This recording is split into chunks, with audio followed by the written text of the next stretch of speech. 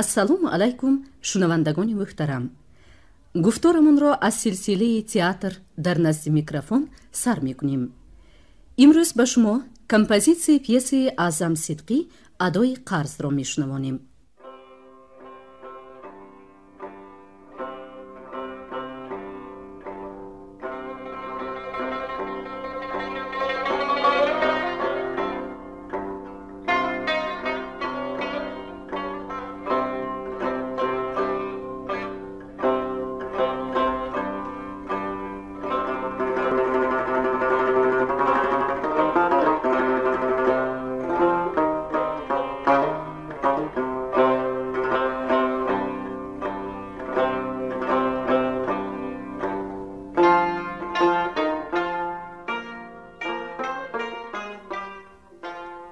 ҳавои мӯътадил ва гуворои саҳни ҳавлии Қодирова. дӯсти қадрдон ва диринаи Қодиров Константин Николаевич меҳмони ӯ. ният доштам ки аз ин шаҳр ба ҷое наравам. ту боз маро ба кимгуҷо бурданӣ? ба ҷои бад намебарам. ту бинокорӣ, осудагиро бад мебинӣ. ҷои ту сохтумони завод аст азизам. сохтумони заводи маъдангудозӣ орзуи ман буд. ту чаро як даҳам ба ман гап назада аввал ба чека рафтӣ? дигар илоҷам набуд. бе ту ба ман мушкил аст бародар. охир ту... мефаҳмам. ман дар назди ту қарз дорам. вақте ки мушкил буд ту коратро партофта ба ёрии ман омада будӣ. аммо ҳозир ман... чӣ? манзура розӣ намешавад? не, ӯ ба кӯчбардорӣ одат кардааст. аз тарафи дигар мо дар инҷо дилкашоли ҳам надорем. набошад чаро дудила мешавӣ? мебинам ки ба рафтан дили худат ҳам кашол бародар. ба ту чӣ ҳам мегуфтам таслим.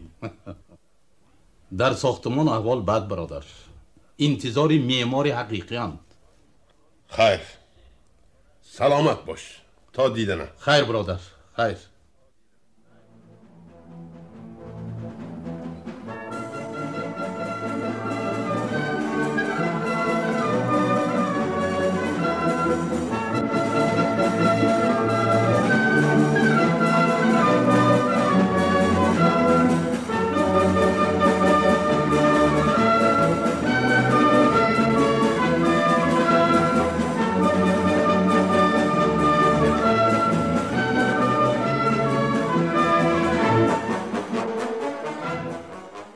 майдони сохтмон.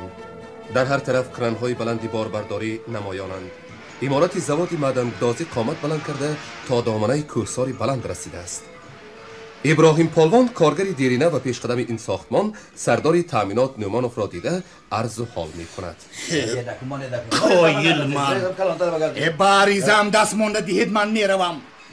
бо шумо бар ин кордонҳо одам сари ҳисобашро гум мекунад. паҳлавон, гап ҳозир дар сари кордонӣ не, балки дар одамдонӣ. хайрият, одамони худи ҳастанд, ба қадри мо мерасанд. ба қадри мо мерасанд? ба қадрамон расанд, чаро хона намедиҳам? чаро рӯзҳои дар рӯз абрӯ кашида бекор менишинем?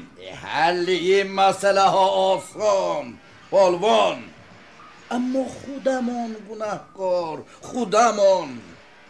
айби Константин Николаевич корро медонам, гуфтам бо Барот Ҳабибович ҷанг кард. Барот Ҳабибовичатон ки? намедонӣ? Барот Ҳабибович Фармонов, сардори шӯъбаи сохтумони саноат, аъзои коллегияи вазорат, хоҳад бо як ишора коратро буд мекунад, нахоҳад навишта медиҳад. он коғазро бардошта, сарҳисоби корро ноёфта, шаҳр ба шаҳр мегардӣ. қоил ман و مادام که این طور است برای چی آن کس به ما یاردم نمیدهند؟ این را از کنستانتین نیکولایچ پرس. دهانم هست گفته کس در مجلس خسته لقیدن نمیگرد. بعد یک ماهی آمدنش در کلیگه برآمده برای طبیب هیچ را تنقید کرده است. وای نمیفهمد که آب برنج آب نمیبردارد. کس به سوی شمال توف کند آمده برای خودش میزند. خواهی من و همون براتتون به ساختمان ما دلش نمیسوزد؟ ای پالوان و یک دل دارد. صدها ساختمان در اختیارش. به کدام یکش دلش سوزد؟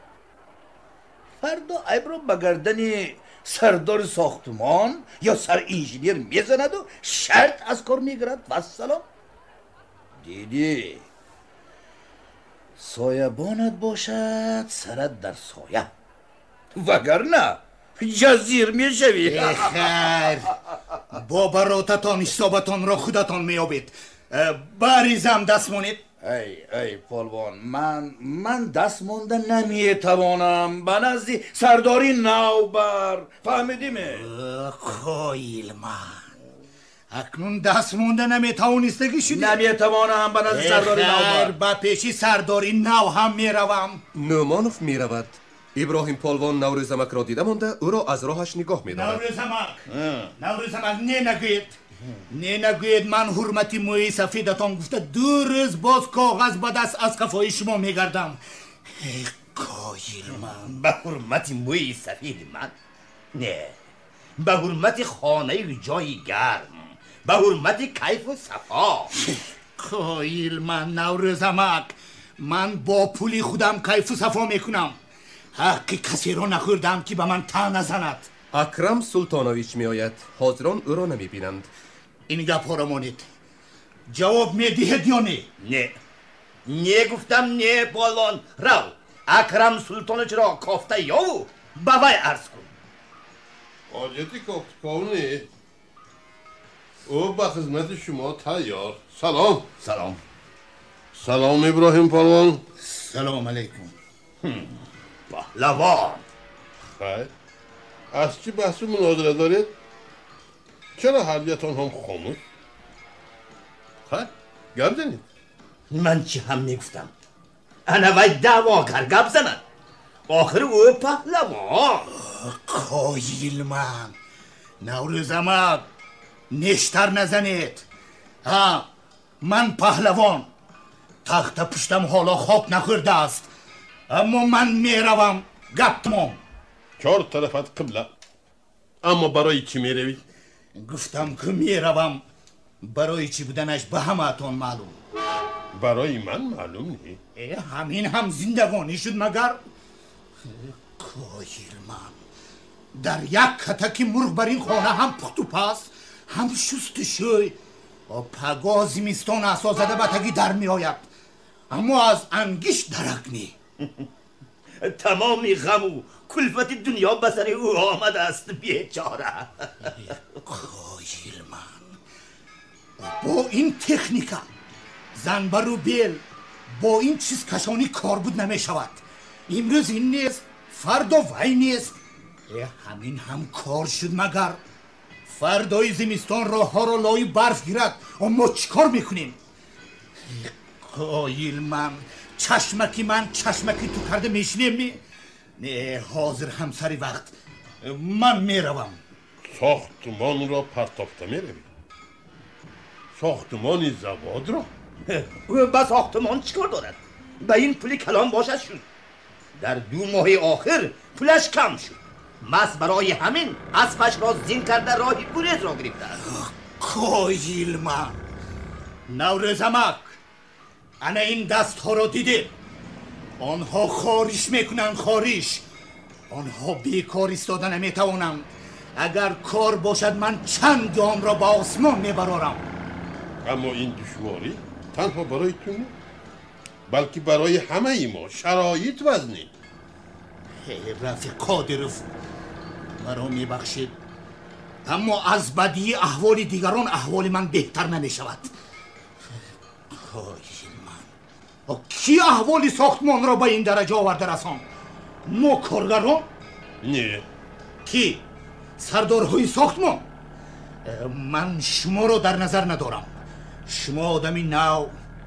گپ تو حق، اما به این چی سرداری نو چی کهنه ما همه جواب گیریم. خایل من کی جوابگر کی نه من به این کار ندارم. بریزم دست مانده دید من میروم. نام کارگر را به زمین میزنی، کارگریزی میکنی، انا راهی کنم برو. خایل من نامی کارگر را به زمین نمیزنم، اما میروم. قادیروف کاغذ ابراهیم پالوان را گرفته چیزی می نویسد. چشم ابراهیم به نگاه معنیداری نوروزمک می افتد. نوروزمک؟ من به 50 برآمدم، 2 بار خانه دار شدم، اکنون همین سال صاحب 1 تا فرزند شدم. شما میفهمید فرزند چی گفتنی گپ؟ نه، ما از تخم مرو برآمده ایم. تو که اکنون فرزنددار شده ای. من 10 تا نبیره دارم. میفهمی پالوان؟ میفهمی؟ خایل من شما دردی مرا نمیفهمید. شکم سیر چه پروایی شکم گرسنه. من در جنگ توپانداز بودم. هر باری که شهر و یا دیه را از دشمن آزاد کرده پیش می رفتیم، از شادی قبط گوشت می گرفتیم. اما خرابی های جنگ را دیده دلم ریش می شد. خانه مردم را دیده خانه خودم به یادم می آمد. از جنگ برگشت خانه خودم را هم ویران دیدم. من در جنگ زنده ماندم، اما زنی جوان و پسری دوست روی من عالم را ترک کردم. کسب حساب چیگی را پرتافتم و به بیناکاری در آمدم. باز خانه دار شدم، اما 12 سال فرزند نشد. اکنون شما پیرمردی صاحبی فرزند و نبیره های قطار به من گوید که این بچه چقدر برای من عزیز است. ای خایر مرا ببخش بزن. ابراهیم لبای در فرانت هم تو یارو گله داشتی؟ چنان دوستانی داشتم که هر یکشون از جانم عزیز بودند. از جنگ همه‌شون سلامت برگشتن. از این جهت هم من بی‌تالیم. 3 نفرشون هلاک شدند. بار 3 زخم دار شده 1 ماه بیهوش خواب کردم و پی دیگران را گم کردم. اگر آرزوی یکی از آن دوستان هلاک گشته ساختن همین زواد می بود، حاضر تو چیکار میکردی؟ ابراهیم جوابی نمیدهد و از دست قادیروف کاغذ را کشیده گرفته عریضه‌اش را غیجین میکند. از خصوص کار غم نخور، در زمستان بیکار نمیمانی. خیر، باز چه خدمت؟ دیگر خدمت نیست. رحمت رفیق قادیروف، رحمت. ابراهیم با سری خم به قفا گشته می رود. نومانوف نیز از پس او می رود. به نزد قادیروف کازاکوف می آید. فیودر، تو در ساختمان آدمی نونی. چرا ساختمان را به این احوال رساندید؟ غم مصالح را مگر بعد از تمام شدن می خورد؟ چرا در وقتش داد نگفتید، همه را به پا نخیزاندید؟ آدمان را گریزاندید، آدمان را. من نمیفهمم، تمام گناه را به سر آدمان از کار رفتگی برمیشکنند. شما هم در اینجا بودید یا نه؟ اکرم سلطانویچ، بودیم البته. خیر، از بریگادای من خاطر جمع باش. بچه ها کارگران خوبند، میفهمند. راسته من رفتم، غم نخور، چنگی کار را میبراریم. تشکر فیودر. کنستانتین نیکولایچ را به نزد من فرستم. خوب شده است. قادیروف میانش را داشته با عذاب رفته به بالای خیش توده می نشیند و از کیسه‌اش دفترچه را برآورده چیزی می نویسد. در این وقت از دور 2 نفر کارگر سرودخوانان می آیند. دیدم که آدم بسیار از سال گپ نزن دیوار فایده نیست از این کاری ویان با من را بینگرم تا که افتد از سرم کار را اصلا گپ نزن دیاری تبری کن در برم دلدار تخت حالا در بشه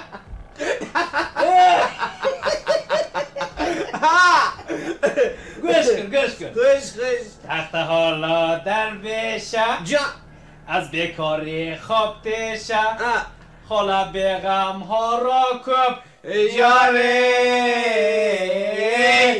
تا که افتن از ریشه دلدار دمی تبر پخت بند اما آوازش بلند از بیکاری زنگ زد است یاری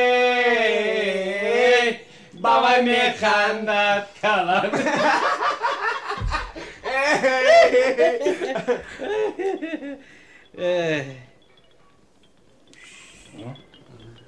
سلام رفیق قادیرов. سلام. چرا سرودی ما به شما معقول می؟ معقول.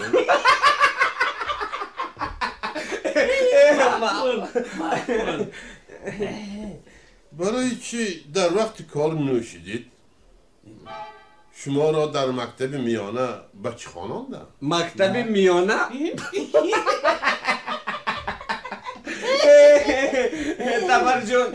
دبر جون با یک از گپ زن.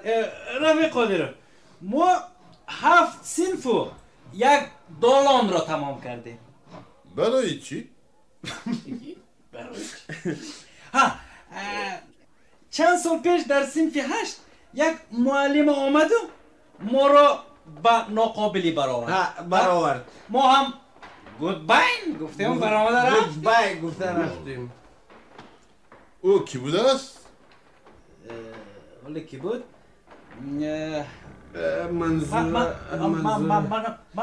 منظور سعیدون.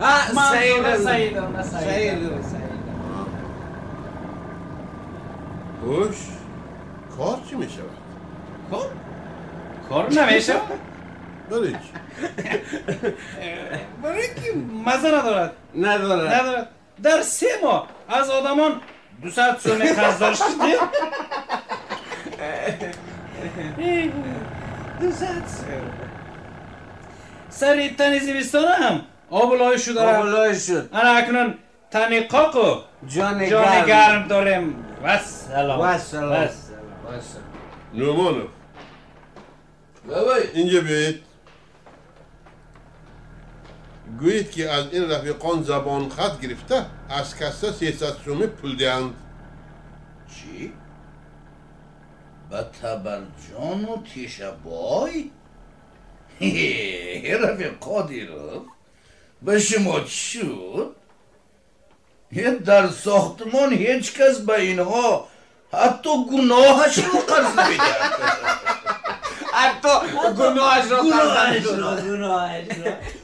عریضه نویسید من دستمانده میدم. من این کار رو نمی کنم. از کسی اینقدر پول دادن ممکن نیست. بوغالتر هم راضی نمی شود. اگر لازم شد من 2 کرات امضا کرده میدم. روید عریضه را بیارید خودم بالا خط نوشته میدم. خوب شده است. تشکر رفیق قادیرov. تشکر. رفتیم. ایستید قرضتان را دهید سر و لباس کنید و به کار برایید. خوب شده است. رفت. نومانوف با کارگران تیشه و تبر برآمده می رود. قادیرov تنها مانده دفترچه‌اش را از کیسه‌اش برآورده با اندیشه قلم می‌زند. در همین لحظه از یک سو کنستانتین نیکولایویچ، فریزه احدونا و نومانوف پیدا می‌شوند. همیشه شما همه گپی خودتان معقول می‌کنید. تمام. نه اما بگم دیگر آدم لیکن هیچ کس مسائل را به تگی بینهتان آورده نمیدهد. من هم پایم را دراز کرده ننشستم. دراز کرده می نشستید بهتر بود و کس با امید شما نمیشد. صد رفت و آمدی شما یک پول به ما نتیجه کار لازم. ای کنستانتین نیکلایچ، آن نتیجه ای که شما میخواهید به من وابسته نیست. خطا میکنید. ناوهده برای شما هم انا در همین خطایی. خیر روید عهده برایش را یابید. سلام اکرم سلطانیچ. سلام اکرم. سلام. شما شنیدید؟ آن کس که شنیدن بهتر از شما درباره فرمان فرمایی های خود گپ زنید. صد افسوس که من عادتی فرمان فرمایی ندارم، وگرنه با فرمان یکم اول شما را از کار میگرفتم. ماجرا نکنید. با ماجرا کار ساختمان پیش نمیره. همه شما تنها غم ساختمان زوات رو میخورید. اما این زوات رو کی میسازد؟ انسان. زوات رو برای کی میسازید؟ برای انسان؟ رفته به زیست و زندگانی آنهایی که این زوات رو میسازن یک نگاه کنید. خواهرکم وقتش رسد رفته نگاه میکنید. تا آن وقت مردم به صد درد گرفتار میشوند. بدب روات نیست، جای خاک رو به پرتایی نیست، حمام نیست، ساختمان بیمارخانه نیمکاله. گپ زنیم مصالح بناکاری نیست میگوید و خلاص. انا مصالح بناکاری این تنها برای ساختمان زوات بوده است. به ذمه ما ساختمان زوات گذاشته شده است خواهرکم، نه خانه استراحتی. کنستانتین نیکلایویچ، آدم جدا کنید. با ساختمان بیمارخانه و دپروات هر چی لازم باشد گیرند کار را تیزانند. این کار را کیها کردن ممکن بود، اما بی اجازت این کس ما یک چیز هم گرفته نمیتوانیم. برای این کار آدم را جوابگر میکنند. این خودسری. اولا اینکه این چوب تخته برای ساختمان نگاستین نمی شود. دویم است اگر برای این غمخواری که در حق آدمان میکنید کس را جوابگر کنند، این علم نمی کند. فریزه هدونه روید خاطر جمع باشه. تشکر. رفیق قادیروف، مرا آگاه کردن که اگر یک چوب و تخته زواد را به دیگر جای دهم جوابگر میکنند. چرا کرانی دیگر کار نمی کند؟ اکرم سلطانیچ، هر روز 100 چیز نمیرسد. از 1001 وعده این کس یک تاش با 100 عذاب اجرا می شود.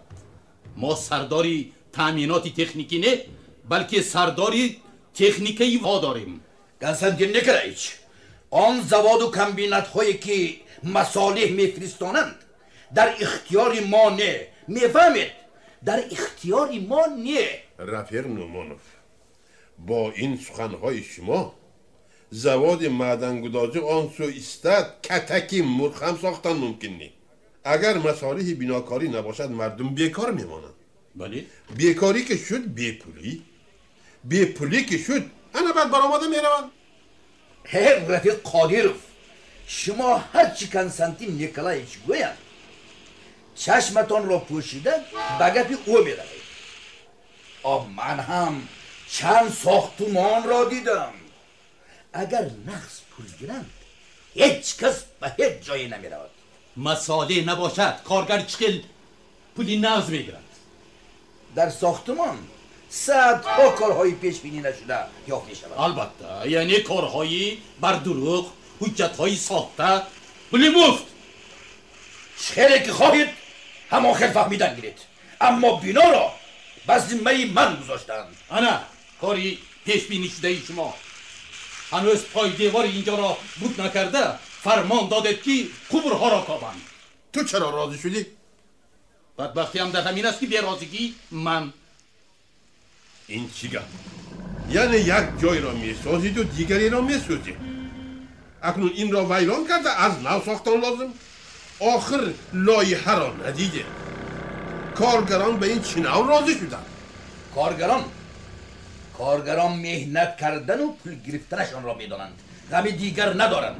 رفیق نومانوف، با همین عقیده همین قدر سال در بین مردم کار کرده آمدید. من حیرانم چه کار کرده آمدید. خدا خیر شما بر این انجینیرها را دید که یاری میدادن وگرنه که ها مرده میرفتیم. خیر شد. رفیق نمانم با کمیندت فرمان دید که انجام مرا برآورده به اداره بیارد. به خانه من ابراهیم پالوان را کوچانده برد. شما باید گویید که همین روز کوچانده برد. بعد به شهر روید. به حولی و شوفر بیمار نامش چی بود؟ خالق. خالق سه مردم. به حولی او رفته از زن بچه هایش خبر گیرید. کم و کاسی داشته باشد یاری رسانید. سال در مگزین برنج تمام شده است. به اداره سودا گویید به ما برنج فرستانند. خب از روی امکان کوشش میکنیم. باز خواهش میکنم که اگرچه بیرون از امکان است کوشش کنید. کوشش کنید که اجرا شوند. روید. تو با او چی نوع آسودگی میزنی؟ حیرانم. من او را بینم بی اختیار دلم بغض میکنم. به جای تو می بودم از این خلطه جاو و انباری وعده کیخا خلاص می شدم. این کار دشوار نه. آخر او تا آمدن من سردار بود. نه برادر، از این هوشیار نشوی. او 10 منوتو بر اینها را از جانش سر میکند. کنستانتین نیکلایچ میرود. اکسپدیتوری ساختمان ودود آمده مانده با تملق و خوشامدگویی به قادروف مراجعت میکند. سلام رفیق قادروف، احوالتان چطور؟ سلام. اکسپدیتور ودود عبداللهیویچ. در بالا ها چی گپ؟ با ما مسئله میدین یا نه؟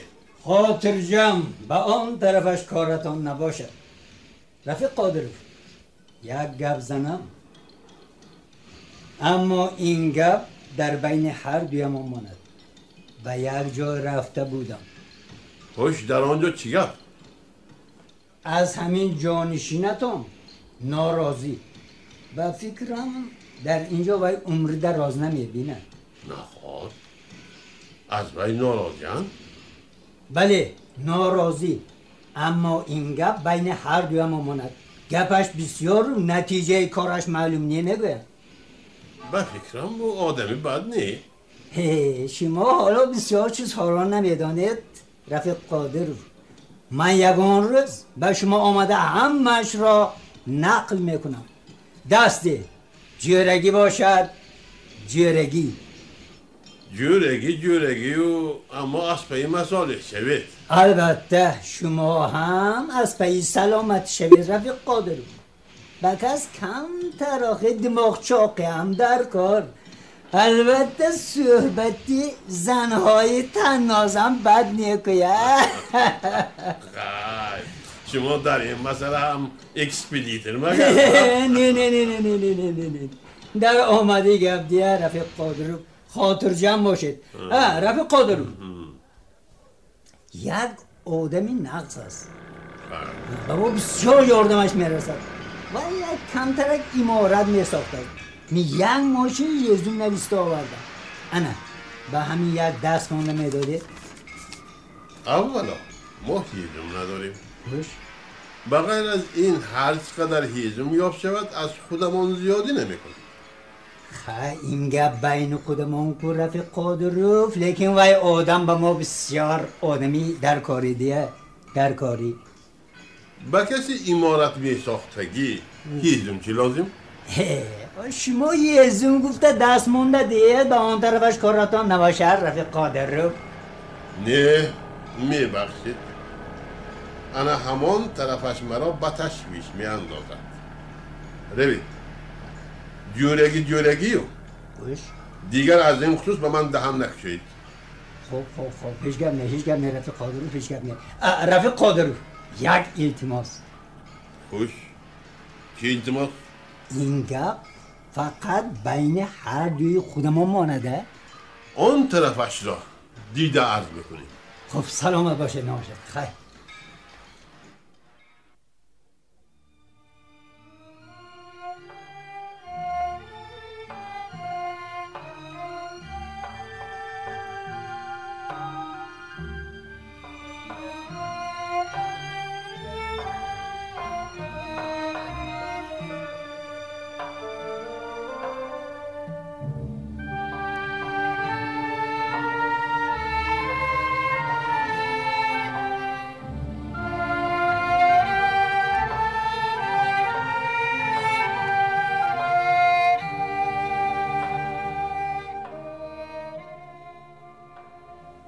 امشب فریزه احدونا روز تولدش را قید کردنی شده کوشش میکرد که این لحظه نیک خاکسارانه گذرد و شکلی تنتنه را نگیرد.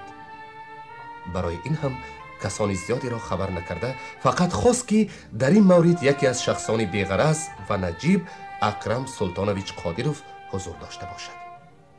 برای همین او را به نهار شامیگویان خبر کرده بود. حالا اکرم قادیروف در سر دسترخوان پرناز و نعمت انتظاری صاحب خانه نشسته است. فریزه احدونا با کجا پنهان شدید؟ طاقتی مهمان نداشت، خانه با مهمان گذاشت. مرحمت، تام هم خنک می شود. مرحمت، گیرید. چند وقت باز به سر دسترخوان آراستانه نشسته بودم. کم کم شراب هم می نوشیم. مادامی که برای میز گذاشتن، برای عزتش کم در نوشیدن لازم.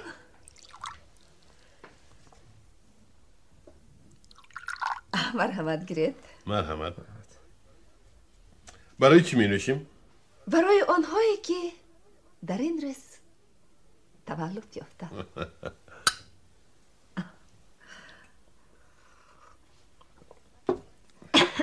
مرحمت گیرید. مرحمت گیرید.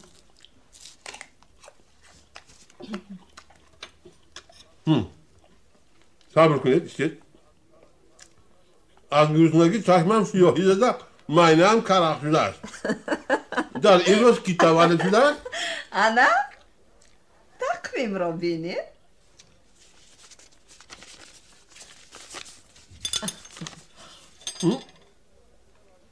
در اینجا روز تولد آنهایی نوشته شده است که کیها دارالبقا را ترک کرده به دارالفنا رفتند. از آنهایی که در این روز تولد یافته به دارالفنا نرفتند این منم. چرا یک دهان نگفتید؟ انا گفتم کو؟ آخر من میخواستید تحفه بیارید. صحبت دوست از هر تحفه علاتر. ولی کس خجالت میکشد؟ هیچ جای خجالت کشی نیست. اگر میدانستید یا خودم میگفتم انا آن وقت خجالت میکشیدید. کنی ریزید باز یک تایی نشیم.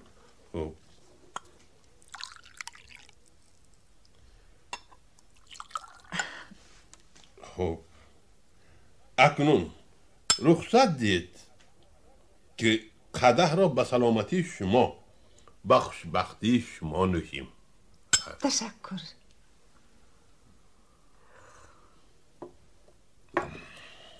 فریزه احدونا پریامنیک میماند. از پریامنیک موسیقی والز شنیده می شود. قادیروف خسته با فیروزه رقص میکند.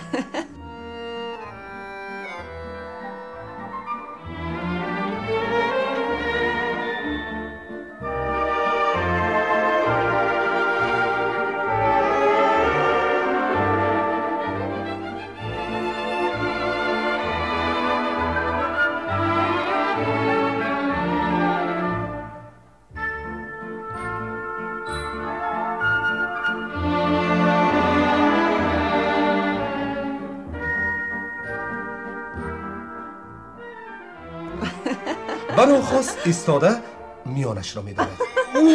اکرم سلطانت شد؟ زار ماند باز سیخ زد.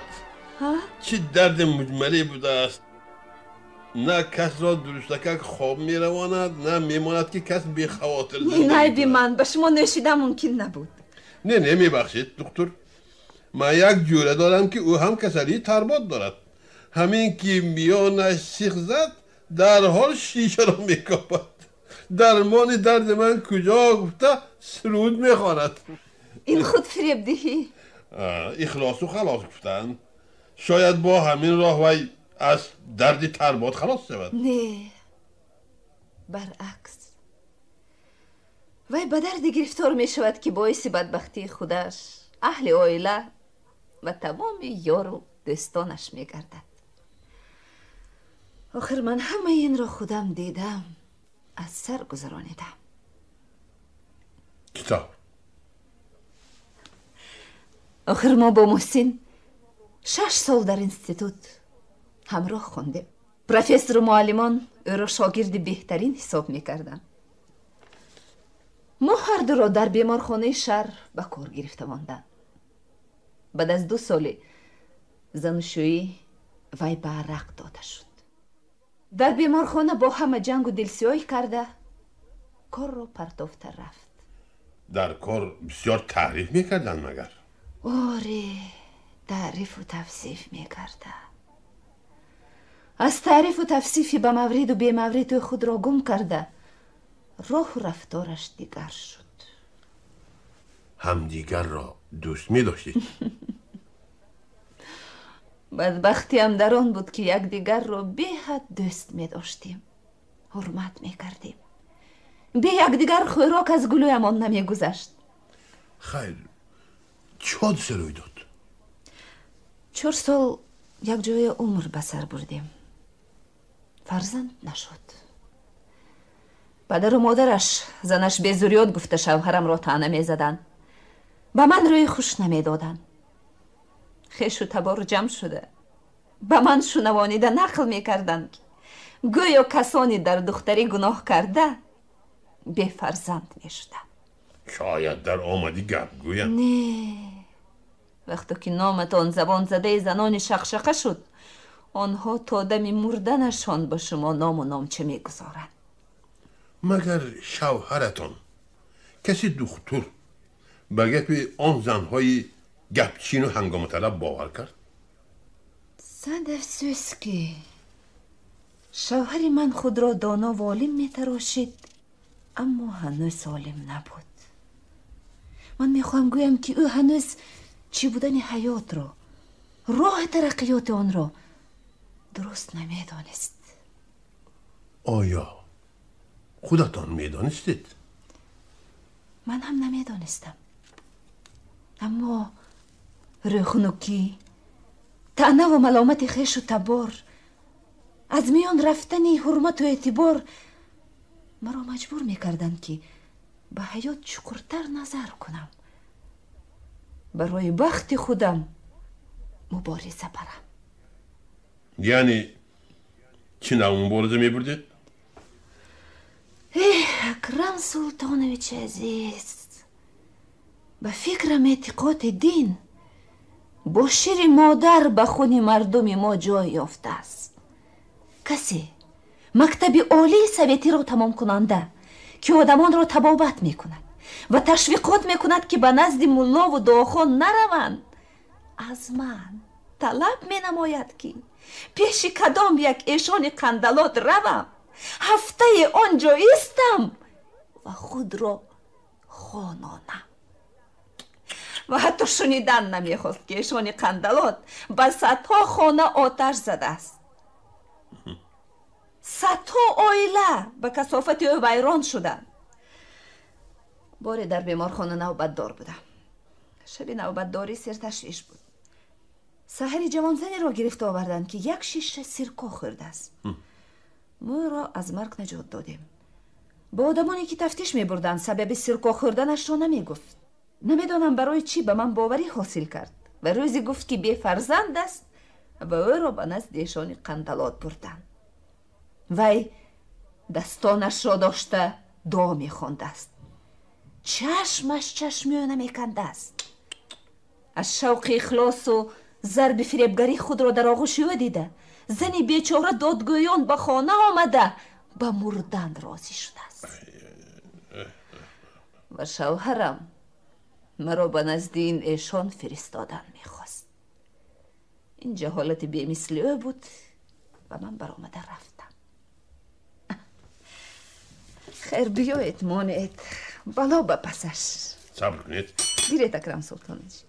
برای چی برای تولد خود دیگر کس را تکلیف نکردید؟ من میبینم که اینجا 3 قدح ایستاده است.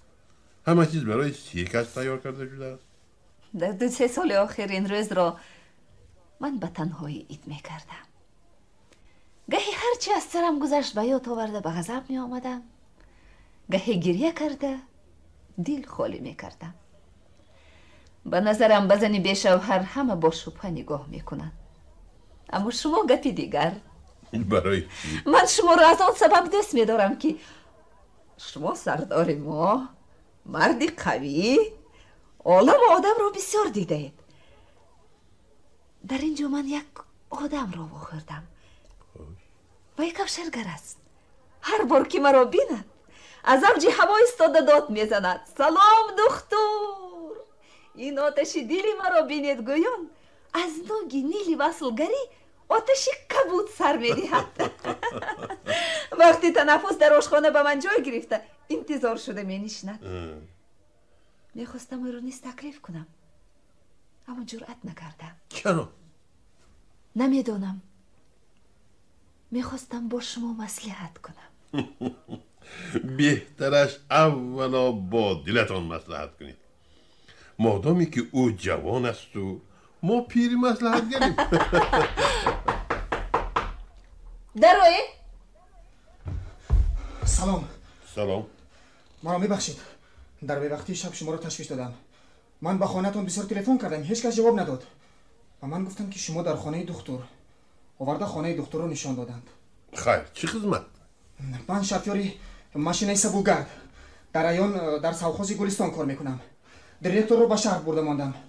وقتی بازگشت از قراقسای گذشتم و سیل اومد. با یک عذاب ماشین را به بلندی گرفتم. خیر، اینها را در سرگذشتتان می نویسید. چه خدمت؟ سیل گذشته رفت. باران سخت میبارید. آبی سای بلند بود.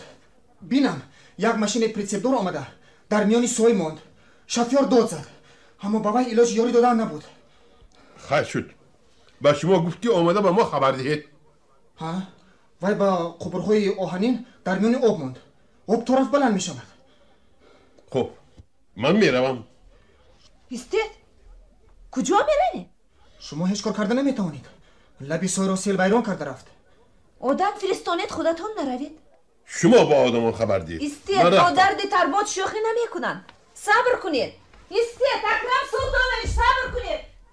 میبخشید شما مرا با ماشینتون تا لب سای برده نمیمانید؟ البته. آخر وی شفیار دادری ما. تشکر. انا این مرغ دو تا نان رو گیرید در کار میشود. نه چی لازم؟ گیرید نه گیرید. نه لازم نه. رفتیم.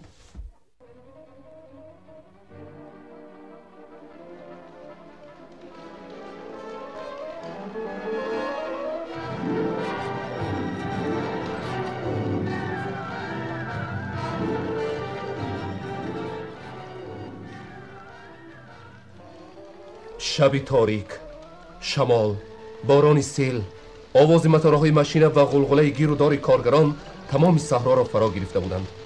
قادیروف در بین کارگران در تشویش و تهلکه بوده برای خلاصی شفیاری در آن مانده جولان میزد. 4-5 کمیره را زود دم کنید. آنها را باید دیگر با همچین سخت بندید. من با آنها سوار شده از بالا رفته خودم به آب میبرم. شما با هیچ جا نمیروید. چی؟ شما برای چی آمدید؟ شما نظم میدانید که من برای چی آمدم. شما بیمارید و من نمیمانم که شما به آب فرایید. مرا میبخشید دکتر. من در بیمارخانه نیستم. روید به کار ما خلل نرسانید. من به بیمارخانه اتان می آیم بعد گم میزنید. من میخوام. اما من شنیدن نمیخواهم. شما غمی مرانه بلکه غمی او را خورید. کمیره ها را دم کنید.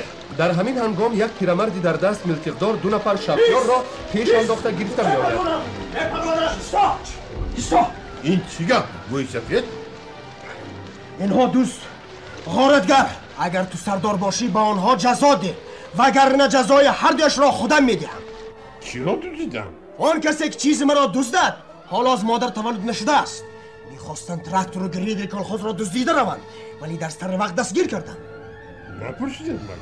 100 بار فریاد زدیم از کسی صدا نبرآمد. در آنجا یک خانه چه هست درش را گفتیم یگان کس آواز نبرآورد. قطی را کشاده اکنون کلید تراکتور را گرفته بودیم که این موی سفید پیدا شده ماند و گپ گوش نمیکند. قریب پرانده بود.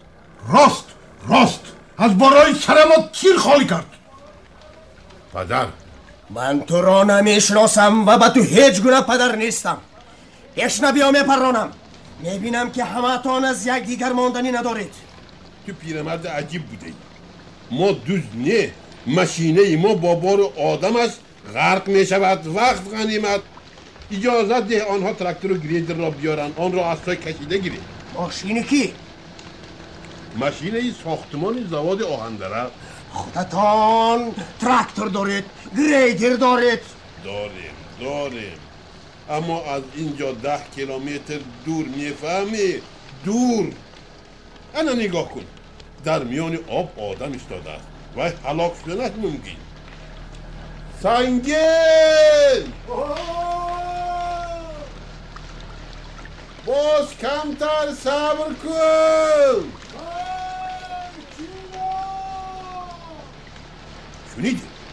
شنیدم. این طور باشد با قشلاق رفته از رئیس اجازت گرفته بیا. تو چی خیل آدم؟ او آدم نیه، او کنده جوا. ها، کنده جواست. رو دادت را به خدا گوی. تراکتوران سو استد، گناه هم را هم نمیدی. آی پیرمرد، گناهت به خودت نصیب کند. اگر حاضر تراکتور و گریدر را ندهی، بعد گناهی عظیمی صادر میکنی که هیچ کس تو را نمیبخشد. و خودی ما تو را سود میکنیم. پیش نبیا بپرانم. پران ناکس. ناکست کی؟ فریزه. هر نابکار. فریزه شد، تیر به پایتان زد مگه؟ خیزت و غنیمت، به من تیر نرسیده است. من قصدن افتادم. دست و پایش را بندید. فریزه فریزه انا این منطقه گیرید. این موی سفیدی گردن شخ را پاسبانی کنید. ما رفته تراکتور گریدر را میبیریم. اگر گوشش را هم جنباند پرانید. خیر روید، خاطر جمع باشید. اکرم سلطانی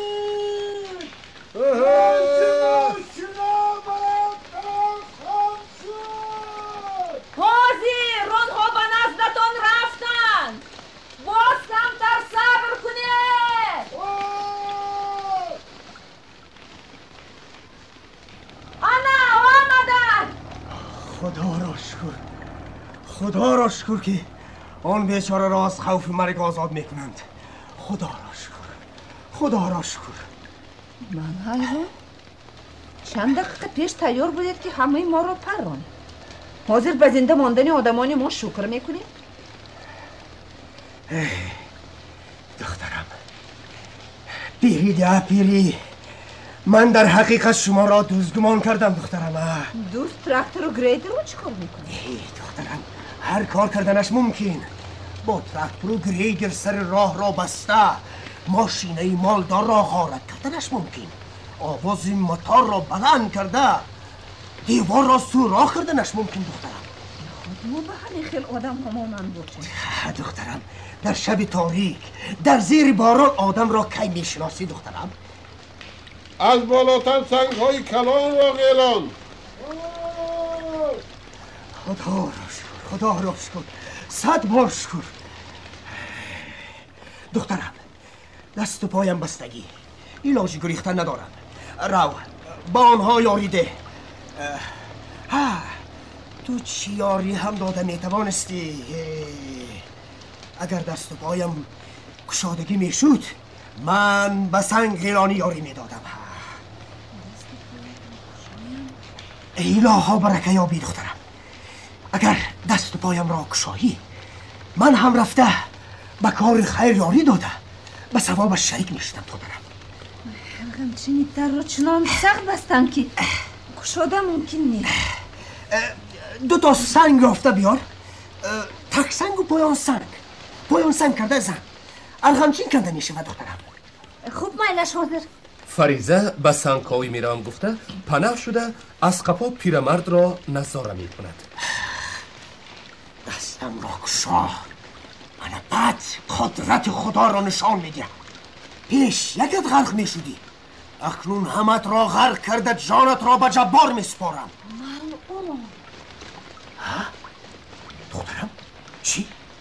چرا تو خشمگینی؟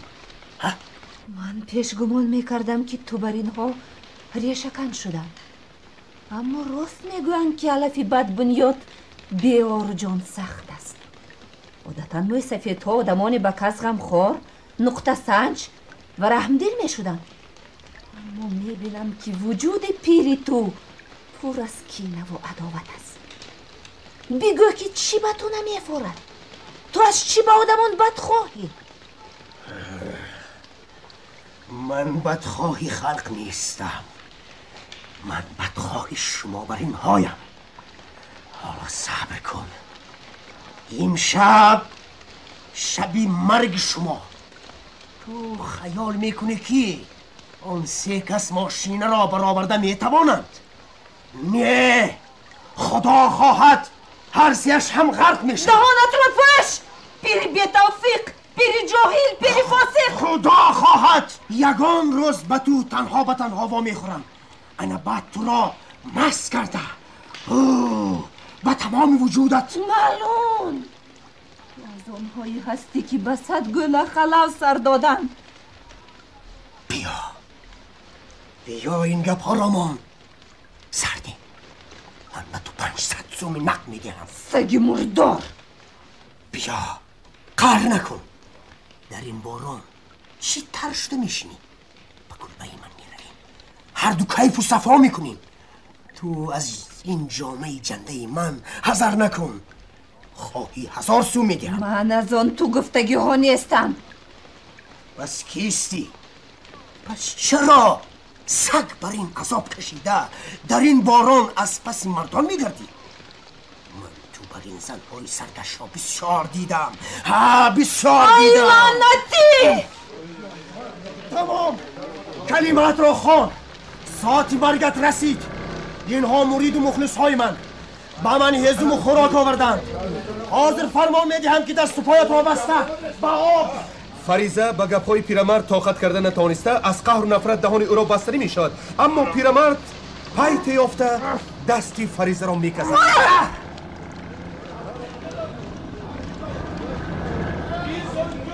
دارید به خانه من برید. این هم دوست. چیست؟ من دیرتون ایشان قندلا. کنستانتین نیکولایویچ. شما؟ چی شد؟ با شما چی شد؟ گرچنی این کیست؟ کشایتان الهی برکه یابیتان. نکشایید کنستانتین نیکولایویچ. خوش آنسو با یوری اکرم سلطانویچ روید. آن آواز تراکتور را میشنوید. میشنوم. با این نابکار بد گپ میزنیم. روید زودتر. ایشانی قندلات به دست افتادی. اکنون خودت کلمات را خوان.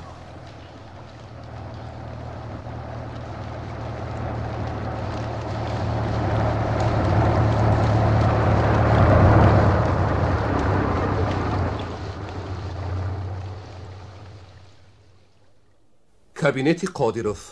کنستانتین نیکولایویچ و قادیروف با هم صحبت کرده نشستند. کنستانتین نغز دان که من دوست میدارم. او را از جان عزیز میشمارم. حاضر باز فهمیدم که بی منظور من بی بال و پرم. من به تو باور میکنم، اما با آنها چی گویم؟ فرمانوف طلب میکند که این مسئله را در مجلسی پارتیوی محاکمه کنند. رایکام هم او را طرفداری میکند. من نمیگذارم که عائله من باعث مسئله گذاری مجلس پارتیوی شود. من کمونیستم و مسئله عائله‌ام را خودم میتوانم حل کنم. چی؟ از رفیقان خودت میترسی؟ نه، از کسی نمیترسم. من به تو باز میگویم که فریزه به اینجا آمده بال و پر پیدا کرده است. من نمیمانم که به پای او خار خلد. اکرم آخر چه آخر؟ تو گویی که من در حق منظوره خیانت کردم. به من باوری داری یا نه؟ به تو باوری دارم، اما به آنها چی جواب دهم؟ کنستانتین تو مرا نغز میدانی. سر انجینیر ساختمان هم تو، کاتب تشکیلات پارتیوی هم تو. برای چه رایکان فرمانوف گپی تو را به اعتبار نمیگرفتن؟ من چی دانم؟ اما من میدانم تو آدم خوب، لیکن بعضا بی جرأت هستی. وقتی که کلانها گپ میزنن ها برک الله گفته میستی. تو بزدل. اکرم تو مرا حقارت دادی. با دوست حقیقت را گفتن این حقارت نه. تو آسوده باش، کنی بینیم که زنی تو چی میگوید. هر چی گوید گفتن گیرد، اما من نام کسی بیگناه را داغدار کردن نمیمانم. رفت او طلب کند؟ اگر طلب کند برای شرف فریضه من به هر کار تیارم.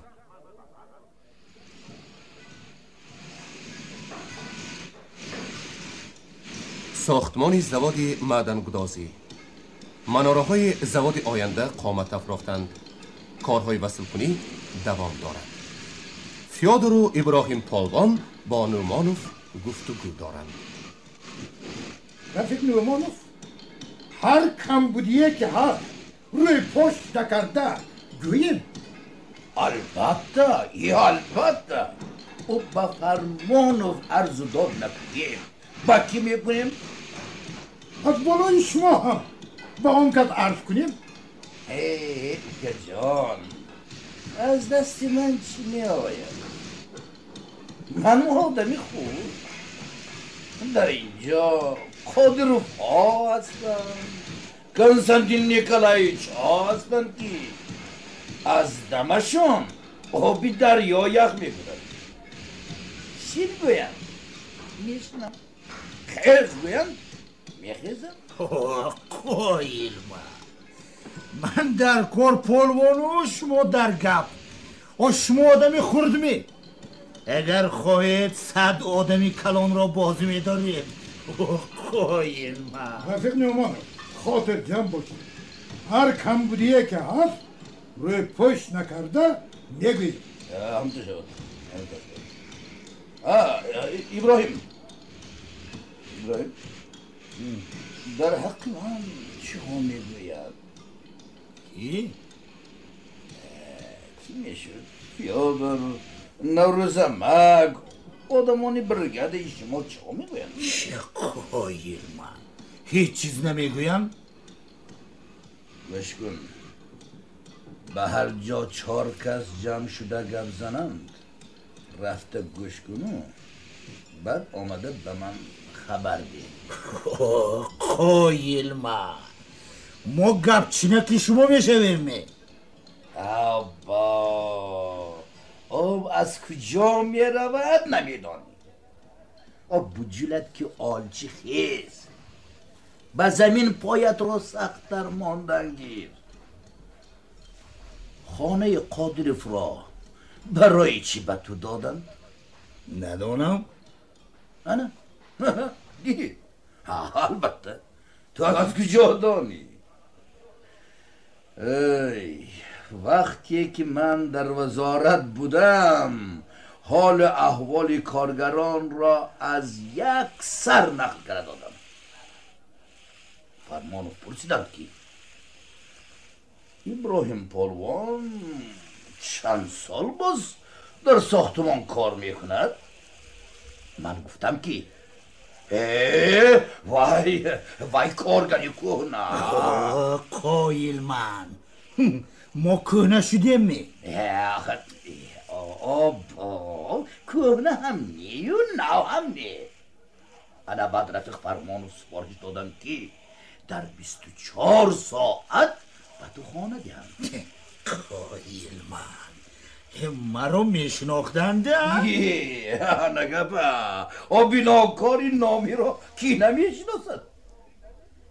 ای ابراهیم پالوان، بعضی گپ ها هست که سردارها نو میشدند، بریگادرها نو میشدند. اگر رفت و بختمان خندد و ما هم همان آدمان سردان و حالدان در کار. قایل من هنوز عمل رو نگرفته با خودم و آدم تیار میکنم گوید. اما شور شوید که باز لجام عمل را دفعه گذشته بر این از دست داده نمانید. نه کور از ساش را یک بار گم بکند.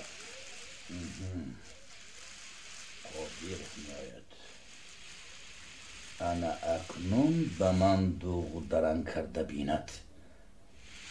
خیر رفتم. رفیق نومانو، برای چی شما ماشینه ها را از ساختمان گرفته به بارکشانی فرستادید؟ من بیخبر، سر انجینیر نمیداند. هر یک سنسوال به حساب است. حاضر به ما بیتان ضرور. با راه امروز نه فردا کشانیت هم می شود. اگر بیتان نیم ساعت در جایش ماند وی سنگ شده زواد را از کار می برارد. نخواد همین را نفهمید. نه من همه این را می دانم رفیق قادر، اما وظیفه خود را اجرا می کنم. آن همه سرزنش ها هم در یادم. وقتی که مصالح نمی رسید نام من ناعهده برا بود. مصالح تامین نمودن ساختمان رفیق قادر، ساختمان کار شما. شما کی باز وظیفه شناس شدید؟ روزهایی که چوب و تخته نبود، آهن سیمنت نمی رسید، من کنستانتین نیکلایویچ به 4 سو نمی رفتیم مگر؟ اگر هر کدامی از ما وظیفه خود را همچون کمونیست اجرا کند بسیار خوب میشد. شما چی گفتم میخواهید؟ یعنی شما همچون کمونیست از عهده اجرای وظیفه‌تان میبرایید و من نه؟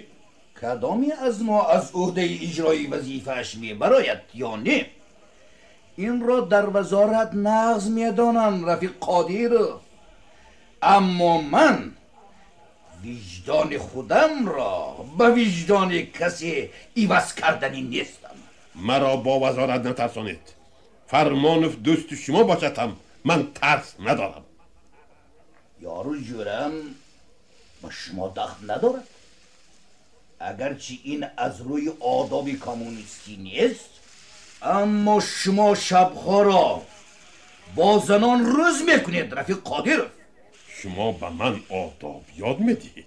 کسی که در مناسبت بین مرد و زن تنها ریاکاری را میبیند به آداب یاد دادن حقوق ندارد. این گفته های شما را بس کنید. من همه عمر به چشم مردم راست نگاه کرده آمدم. ها، من به خانه فریزه احدونه مهمان شدم. این به شما حقوق نمیدهد که نام مرا با بد اخلاقی برارید. این ابلهی است.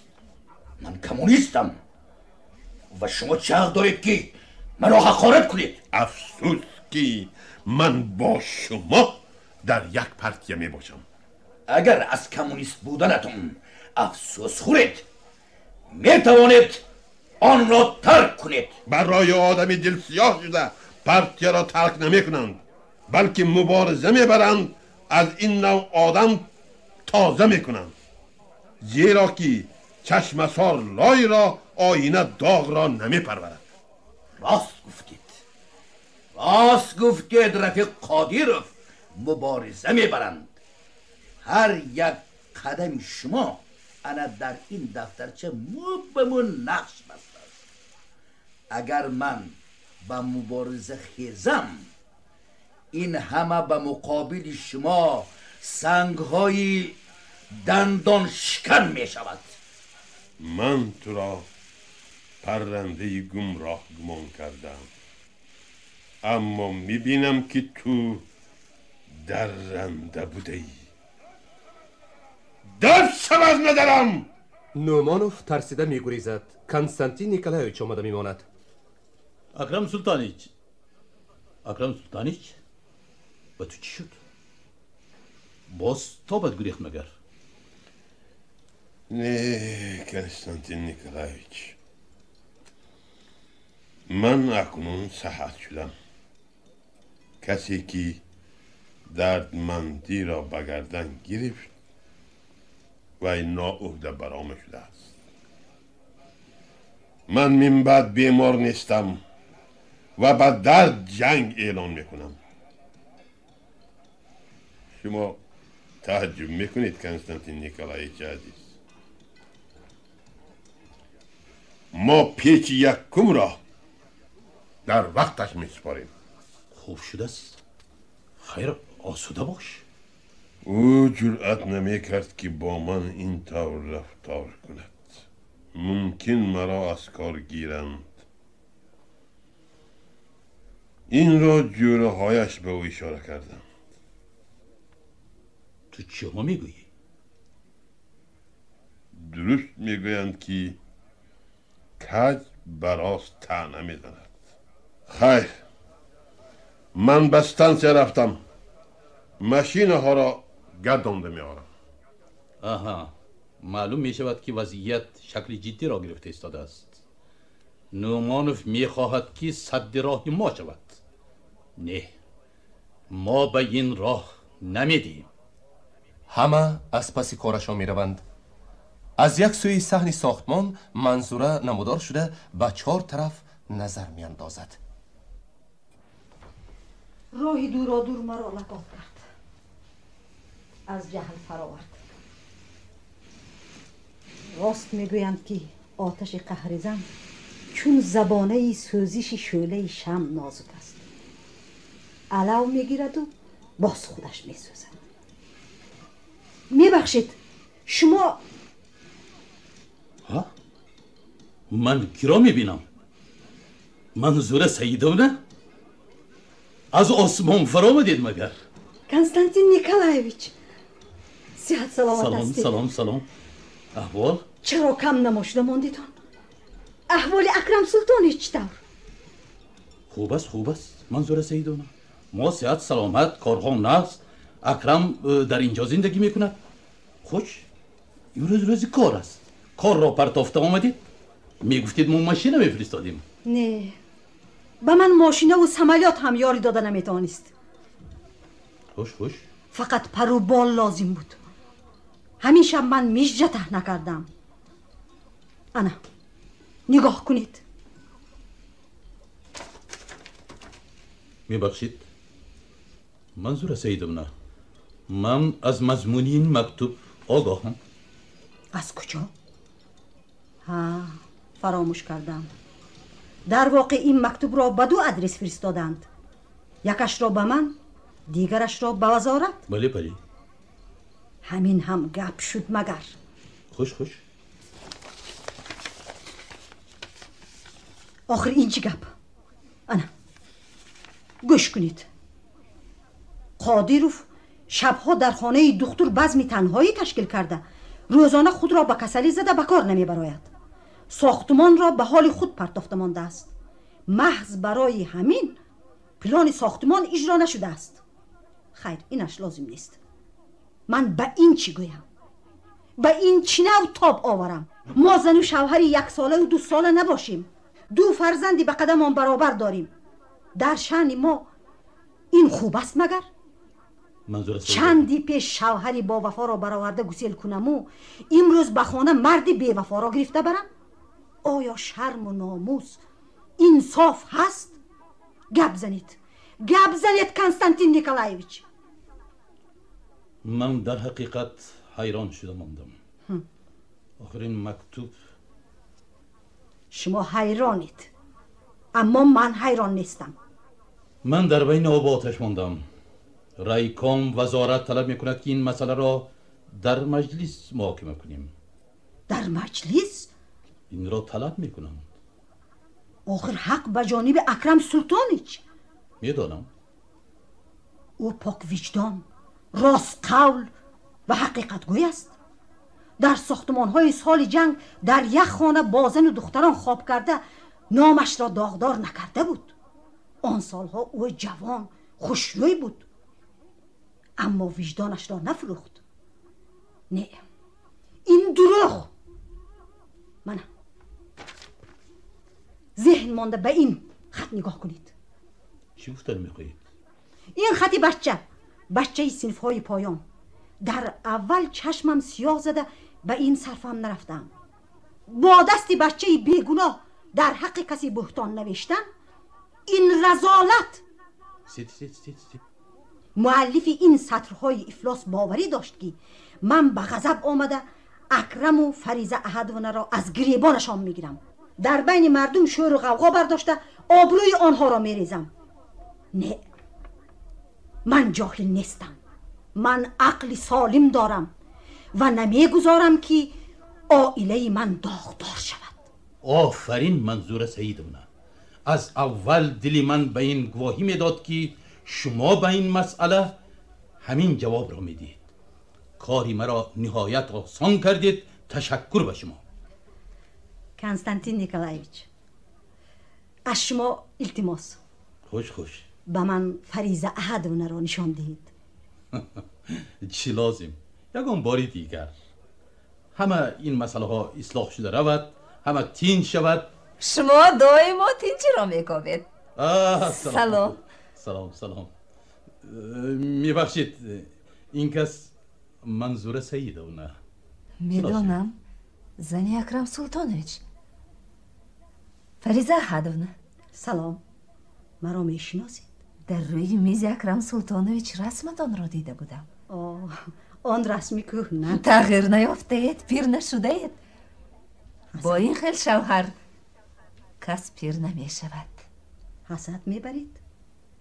نه، حسد خوری کسب من نه. اما من به جای شما می بودم این گونه شوهری بیمار را تنها نمی گذاشتم. خیر، میبخشید، وقتم تنگ. سلامت باشید. خوش چطور؟ خوش روی. اگر مرد می بودم با چونین زن من هم دل می باختم. کی؟ شما؟ بله، من کنستانتین نیکولایویچ عزیز. میدانید از این خیل زنها بدی نمی براید. بله، درست است.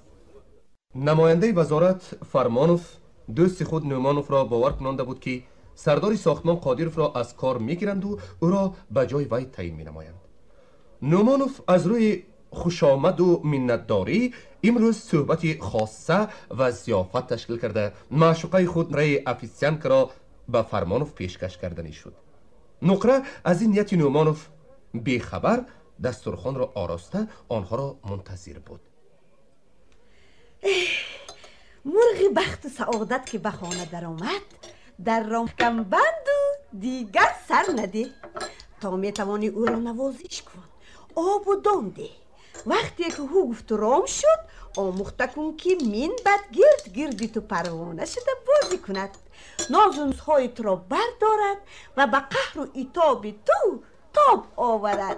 نومانوف از در آمده ایستاده سخنان آخرین او را میشنود. ای من قربان ناز و نوز، من فدای قهر و عتابم. سردار شوید هم هنوز رفتارتان از آن جانش نبرین. کسی سردار کمتر با صلابت، کمتر با تمکین و کمتر وزنین می شود. شما چی؟ گنجشک برین از این سو و آسه میتازید. از زبانی گنجشگویه که شما گردم. صبر کنید، کبر و تمکین را بعد میبینید. من یک عمر جانشین. هاشم نومانویچ، این سروید. هاشم نومانویچ، فلان چیز را یافته بیارید. هاشم نومانویچ، مسئله بناکاری کجاست؟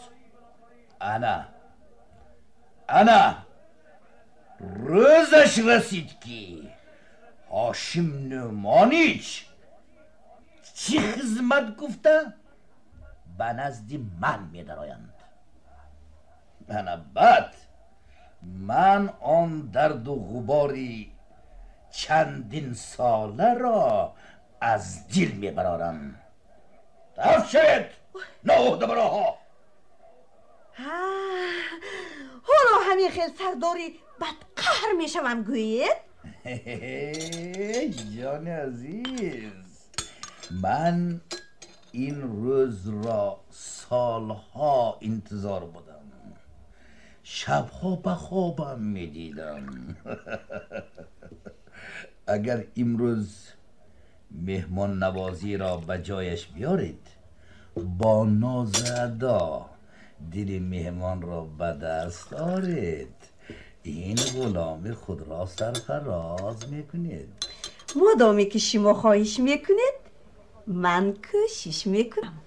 در وقتی ناز و کرشمه نقره و خوشامدگویی های نومانوف از در برات حبیبویچ فرمانوف در آمده می آید. هر دو شرم کرده از هم دور می شوند. میبخشید من بی مورد آمده موندم. مرحبا. سلام مرحبا. خیلی هاشم نومانویچ دیه. بر آمده رفتنی بودم پیش رو هم را گرفتن. آدمی گنده. هیچ گپ نه. این کس آدمی نقص. چی؟ شما این کس را موری به آزار گمان کرده؟ گله گذاری را مانیتان. من با اکرم سلطانویش قریب 2 ساعت گپ زنان کرده حلقم قاق شد و از گرسنگی رحمت و از گرسنگی آخر دلم ریخت. کنی مرحمت همه چیز تیار. رحمت خانم کنی گذشته شینید؟ نه من میروم. شینید با ما خدمت کنید. خدمت؟ نه با ما چراغ مجلس شد. در روز روشن حاجت به چراغ نیست؟ روز دیده را روشن میکند اما دل را تنها چراغ حسن منور میکند. مگر من چراغ دل شده میتوانم؟ از گفته نومانوف من نوری به حرارتم. استید که این نوری پر حرارتش چه خیلی میشده است؟ فریضه احد نبری.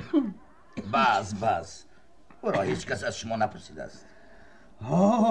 شما هم حالا دردمند و محتاج طبیبید. مرحمت شینید.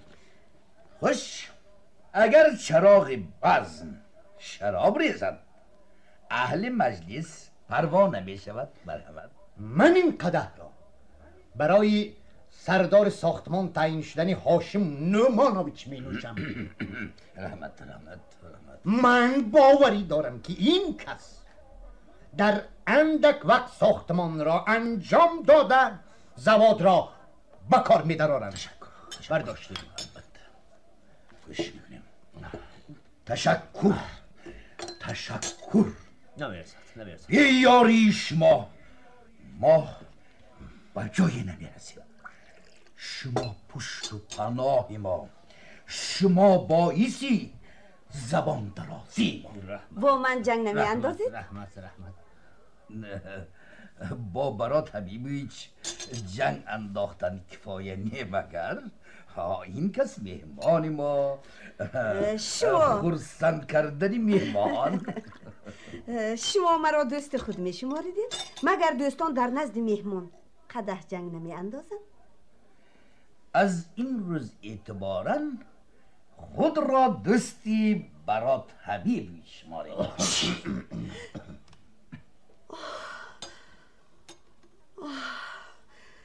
من ابله بودم که به شما دل بستم. شو ای شکست را تلخ نکنید. مرا به خونه‌تان آورده به دلخوشی مهمانتان تکلیف میکنید و من عیشتون را تلخ نکنم. اوه ناکس، صدقه آدم شویتان. نقره با غضب برآمده می رود. از در کزاکوف فیودر ابراهیم پالوان در آمده می آیند.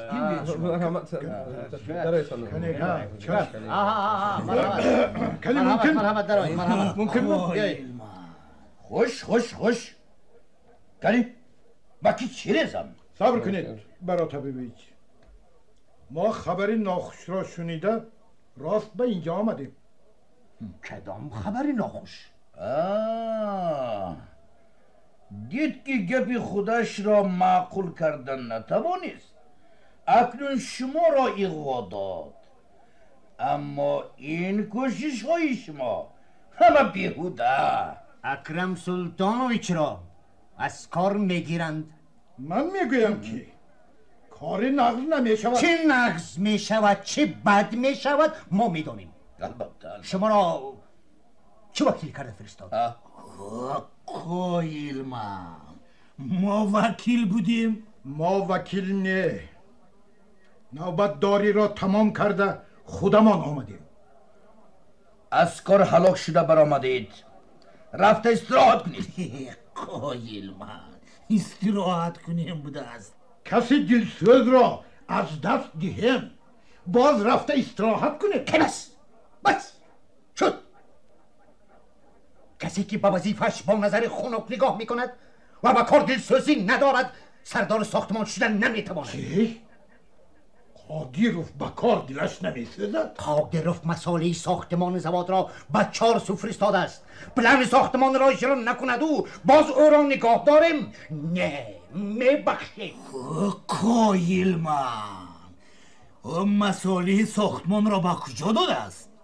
به ساختمان بیمارخانه داد، برای ساختمان مکتب و خانه کارگران داد. اما این غیر قانون بود. زن و کودکان در عذاب باشند، از جای آب خورند، همه جای افلاس باشد، بیمارخانه نباشد. این مگر از روی قانون است؟ قادیروف بود که به این کار خاتمه داد. ابراهیم تو گپ زن.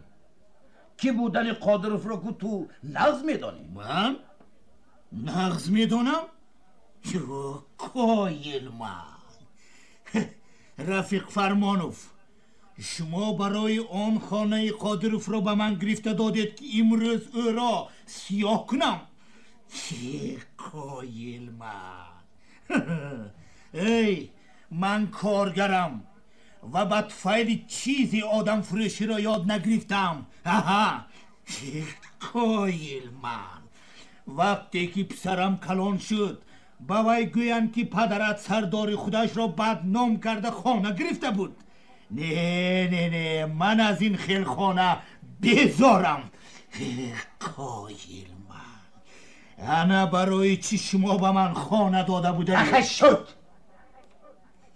وی کدام خانه؟ کایل من کدام خانه بوده رش رو نمیدونید. رفتم من نشان دهم ضیافت کنم. ابراهیم پالوان برآمده می رود. فرمانوف و نومانوف از خجالت دست و پا خورده می مانند.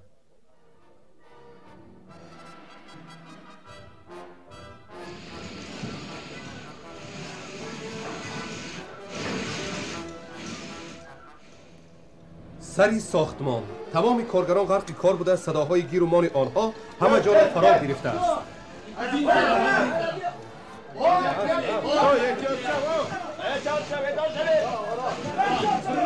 اکرم سلطانویچ، گنبد را برداشتن ممکن، اما چه اما؟ من از کرانوفچی خواطر دوشم و دور از خواب نکرده است.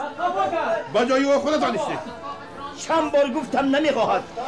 تا بدان وقت تا که نپوشنم من به هیچ جا نمیروم میگوید. آفرین. از احتیاط کرد دوم را گرفته بیارید. خودتان در نزد دوست. خوش شد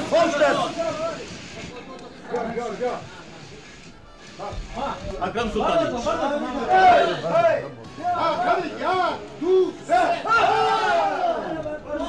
اکرم با این سرعت اگر کار کنیم همه از پا میافتند. یا 4 روز ثانی‌تر سپاریم هیچ گپ نبوده. کنستانتین با تو چون میترسی؟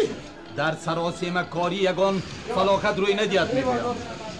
رفته همه را بین. کسی که نتواند جواب ده. من نمیخواهم که امسال هم به این بیناکاران با دست خالی بیاییم.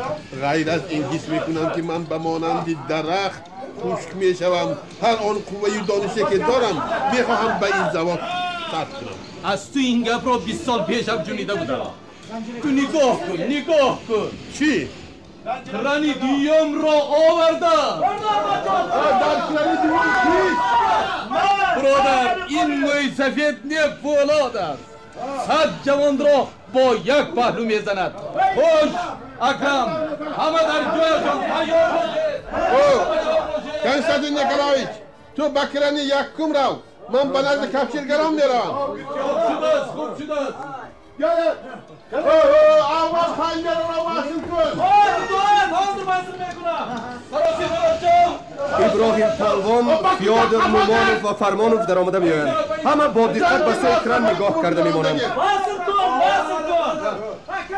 بردارید.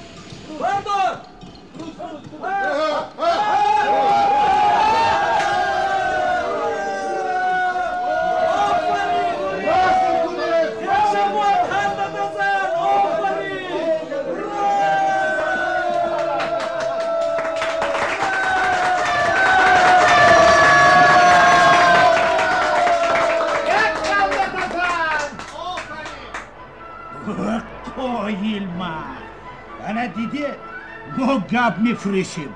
خیر من با اونجا رفتم. کازاکوف شما هم روید بعد گپ میزنیم. نه من فرمان از کار گرفتن قادیروف را دیدن میخواهم. روید قادر فرمان نیست. من بعد دوشنبه روم بعد فرمان میبیاید. خب میلش فرمان کودک صدا.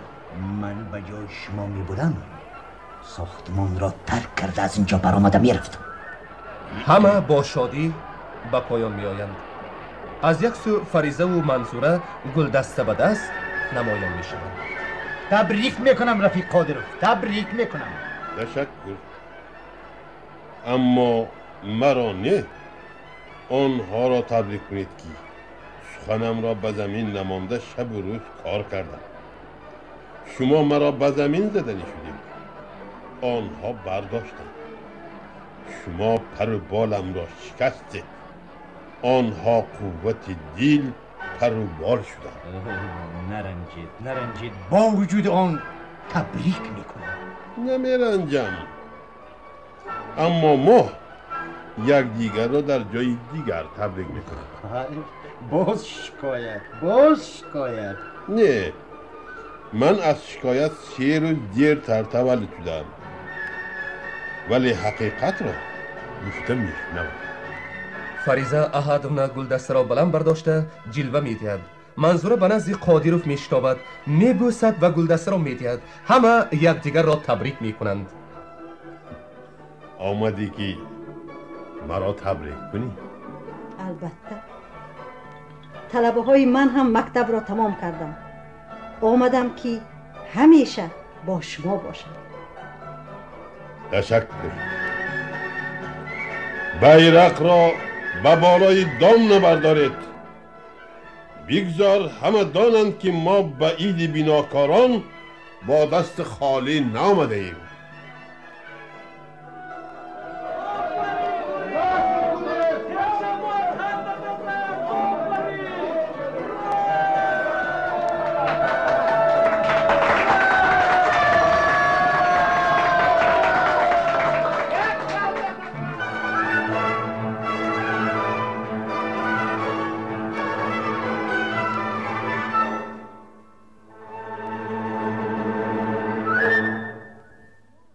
شما رادیو کمپوزیسیی پیسی اعظم صدقی ادای قرض را شنیدید. رژیسور شنوانیدن ارتیستکه خدمت نشان داده ریسپوبلیکا حلیمه نصیبولینه. رول ها را اجرا کردند قادیروف، ارتیست خلقی اتفاق سوویتی محمد جان قاسیموف، کنستانتین نیکولایویچ ارتیست خلقی ریسپوبلیکا حاجی قل رحمت اللهیف، منصوره ارتیست مشرفه قاسیموه، ابراهیم پالوان ارتیست برهان رجبوف، نوروز امک ارتیست خلقی ریسپوبلیکا محمد جان خلیلوف، نومونوف ارتیست خلقی اتفاق سوویتی اصلی برهانوف، کازاکوف ارتیست خدمت نشان داده ریسپوبلیکا حامید سید احمدوف، فریزه ارتیست خدمت نشان داده ریسپوبلیکا تامارا عبدالشکورова، تبرجان ارتیست احمد جان قادیروف، تیشابوی ارتیست رجب حسینوف، ودود ارتیست خدمت نشان داده ریسپوبلیکا حیدر شویمردانوف، پیرمرد ارتیست حکیم محمد زایروف، شافیور ارتیست اوبید رجبوف، فرمانوف ارتیست خدمت نشان داده ریسپوبلیکا قیمتشای متشویف، نقره ارتیست اویشه حیاتوه، برنده شنوانیدن برهان رحمانوف، رژیسور آواز معرفت خالقوه. با همین گفتار ادبیمون از سلسله تئاتر در نزد میکروفون با آخر رسید. با آخر رسید.